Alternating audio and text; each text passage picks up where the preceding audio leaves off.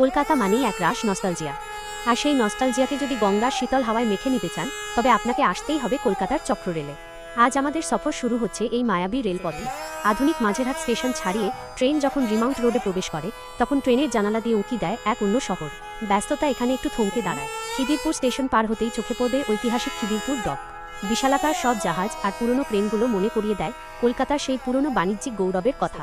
এরপরই আসে সবথেকে সুন্দর অংশ, প্রিন্সেপ ঘাটের সাদা স্মৃতিস্তম্ভ আর বিদ্যাসাগর সেতুর নিচে দিয়ে যখন ট্রেন চলে, মনে হয় যেন সিনেমার কোনো ফ্রেম। ঠিক তারপরেই ক্রিকেটের নন্দনকানন ইডেন গার্ডেন স্টেশন।